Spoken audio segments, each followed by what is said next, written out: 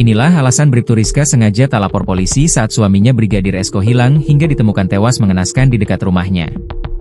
Adapun alasan Bribtu Rizka tak lapor polisi setelah suaminya hilang dan justru malah ke dukun jadi sorotan publik.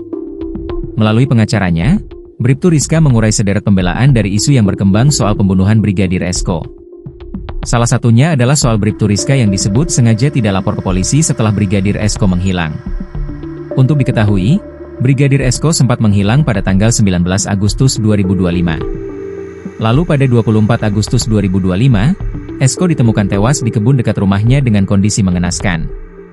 Selama Esko raib tanpa kabar, isunya Rizka tidak melapor sama sekali ke pihak berwajib. Terkait isu tersebut, pengacara Bribtu Rizka, Rosi pun mengurai fakta sebenarnya. Ternyata selama Esko menghilang, Rizka sibuk mencari keberadaan suaminya. Bahkan Rizka sempat menyatroni kantor tempat Esko bertugas tapi tak ada kejelasan.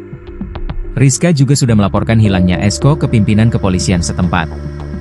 Apakah upaya itu harus dalam bentuk formal? Saya kira itu tidak logis kalau kita hanya mengatakan Bu Rizka harus membuat laporan. Buktinya semua teman-teman di Polsek dia, Esko, hilang, Ibu Rizka melaporkan itu termasuk Pak Kanit Intel, ungkap Rosi dalam wawancara di kanal YouTube Tribun Lombok, Selasa, 30 September 2025. Tak berhenti sampai di situ, Rizka juga sampai meminta bantuan Intel untuk melacak ponsel Esko yang tak bisa dihubungi. Rizka juga memberikan informasi kepada Kanit Intel untuk membantu pencarian Esko. Termasuk Rizka memberitahukan tempat seseorang diduga dukun bernama Abah, lokasi disinyalir Esko berada. 2 kali diminta cek pos sama Bu Rizka, lewat nomor HP. Cuma tidak ditemukan. Kedua, lewat kotak HP lewat email. Pada saat itu, Pak Kanit Intelnya ikut mencari ke rumah Abah di Gunung Sari menanyakan keberadaan Esko, imbuh Rosi.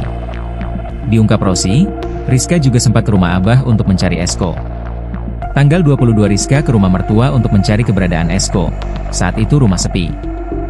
Bu Rizka langsung ke Abah itu ke Gunung Sari karena penasaran, kata Rosi. Netizen kan tidak tahu fakta ini, sambungnya. Bukan cuma itu, Rosi juga menyebut penetapan Bribtu Rizka sebagai tersangka diwarnai kejanggalan, termasuk dengan bukti katanya ditemukan bercak darah di rumah korban dan tersangka. Itu kan diduga bercak darah. Apakah selama itu menentukan itu darah siapa? Itu darah atau bukan? 28 hari loh baru Rizka jadi tersangka oleh Polres Lombok Barat.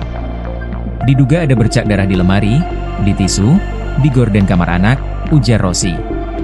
Kami ini langsung TKP, kami lihat, menurut kami itu bukan darah.